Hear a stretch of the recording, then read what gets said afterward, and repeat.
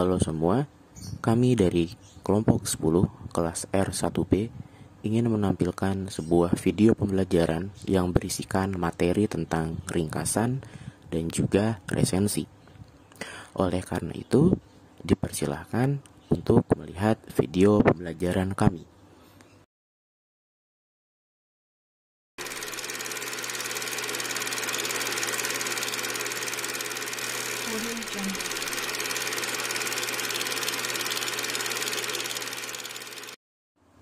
Yang pertama, kita akan membahas pengertian dari ringkasan. Apa itu ringkasan? Ringkasan adalah presentasi dari suatu kejadian atau suatu peristiwa yang panjang yang disajikan secara singkat.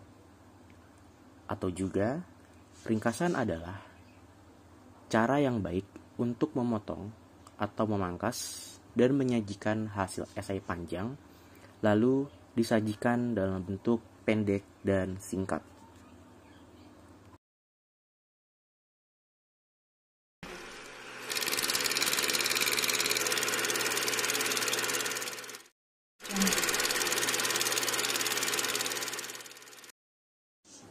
Yang kedua, kita akan membahas ciri-ciri ringkasan. Apa saja? Terdapat berbagai macam ciri-ciri ringkasan, yaitu yang pertama, ada mengungkapkan kembali sebuah karangan atau naskah bacaan dalam bentuk yang padat. Dalam meringkas, kita mengambil intisari atau ide-ide pokok suatu bacaan sehingga menjadi bentuk yang lebih padat. Kedua, memproduksi kembali apa yang diungkapkan seorang pengarang dalam tulisannya. Yang ketiga, menjaga urutan ide-ide pokok sehingga terbangun ringkasan dari naskah asli. Dalam meringkas, kita harus tetap menurut ide-ide pokok sehingga ringkasan yang kita buat tetap mewakili naskah bacaan aslinya. Keempat, susunan ringkasan, sudut pandang dan isi mengikuti naskah asli. Meskipun kita menulis kembali, kita tidak boleh keluar dari susunan naskah aslinya. Yang terakhir atau yang kelima, menuliskan kalimat-kalimat pendek yang mewakili tulisan pengarang. Pada prinsipnya, meringkas berarti membuat tulisan menjadi tulisan lebih pendek. Oleh karena itu, kalimat-kalimat dalam ringkasan pun harus pendek dan padat, namun tidak menghilangkan unsur estetika dari suatu naskah aslinya.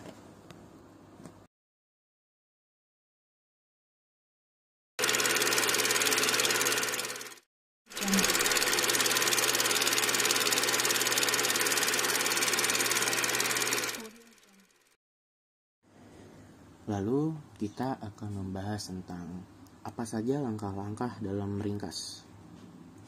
Langkah-langkah merangkum atau meringkas yaitu membaca buku. Anda dapat merangkum buku yang telah Anda baca, dan agar hasil rangkumannya menjadi baik, ada langkah-langkah yang perlu diperhatikan. Langkah-langkahnya mencangkum. 1. Bacalah teks secara cermat dan efektif sampai kamu dapat menangkap semua gagasan utama, kesan umum, sudut pandang, dan juga tema utama dari teks. Yang kedua, catatlah bagian-bagian yang kamu anggap penting.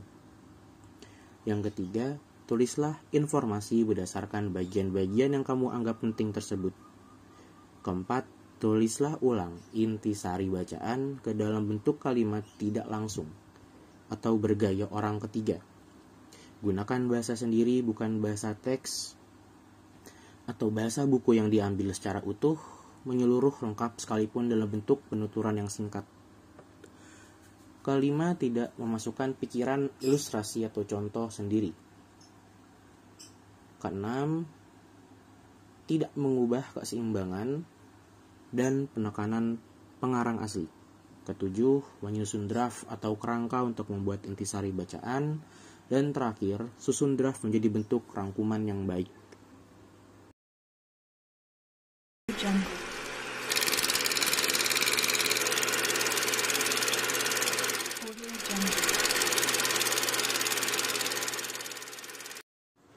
Tujuan membuat ringkasan. Ringkasan dibuat untuk memendekkan sebuah karangan yang panjang. Seseorang yang akan membuat ringkasan harus memilah-milah mana gagasan utama dan gagasan tambahan. Karena tujuan ringkasan adalah memahami dan mengetahui isi sebuah buku, sehingga diperlukan latihan-latihan untuk membimbing seseorang agar dapat membaca karangan dengan cepat. Jadi, salah satu tujuan dari membuat ringkasan yaitu membantu seseorang agar bisa membaca seluruh sebuah buku dalam waktu singkat dan menghemat waktu.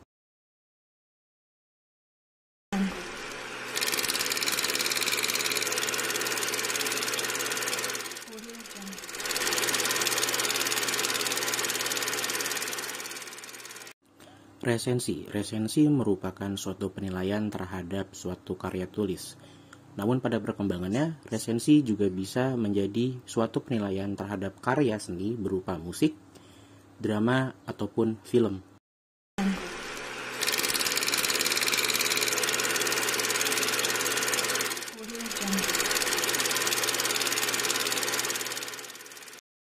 Unsur-unsur resensi.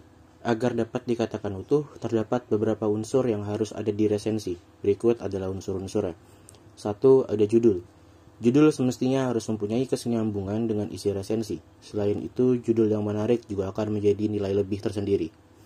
2. Identitas buku. Penyusunan data buku dapat dilakukan dengan sebagai berikut.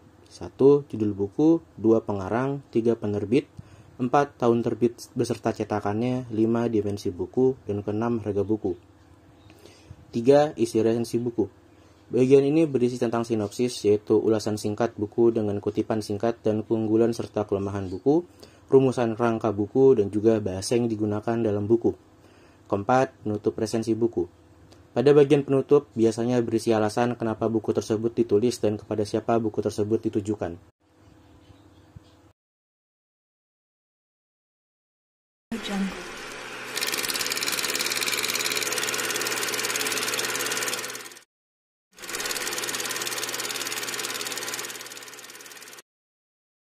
Struktur teks resensi. Yang pertama ada identitas.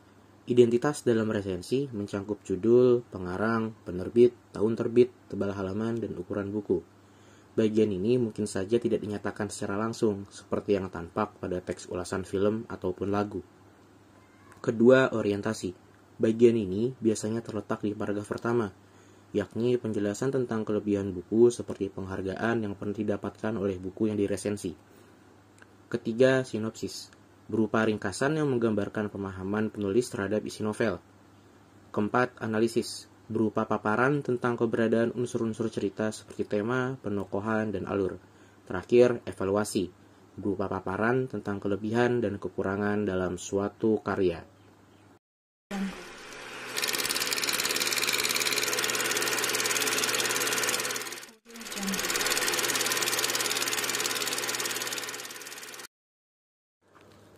Jenis-jenis resensi.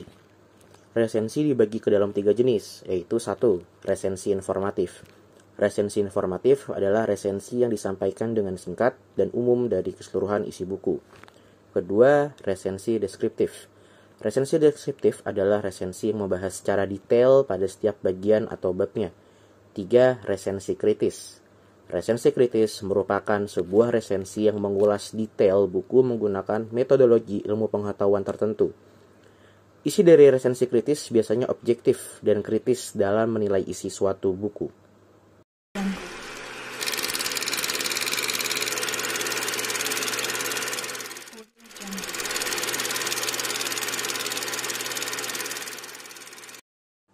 Tujuan resensi. Tujuan penulisan resensi antara lain yaitu 1. Memberikan pemahaman komprehensif mengenai suatu karya berdasarkan sudut pandang penulis resensi. Kedua, mengajak pembaca berpikir, merenung, dan mendiskusikan lebih jauh substansi dalam karya yang diulas. Ketiga, memberi pertimbangan pada pembaca mengenai kelebihan dan kelemahan suatu karya buku.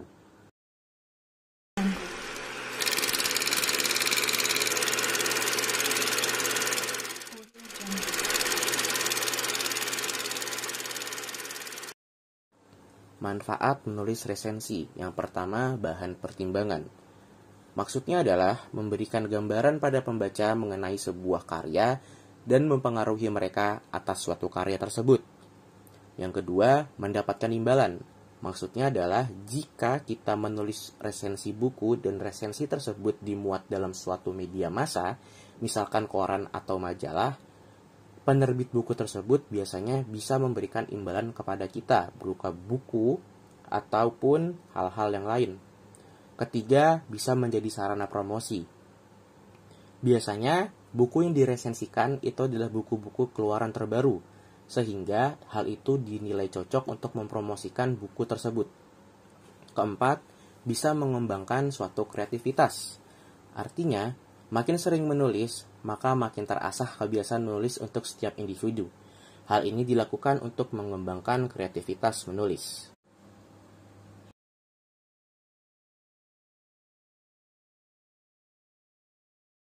Sekian video pembelajaran dari kami kelompok 10. Semoga bermanfaat dan sampai jumpa di lain kesempatan. Wassalamualaikum warahmatullahi wabarakatuh.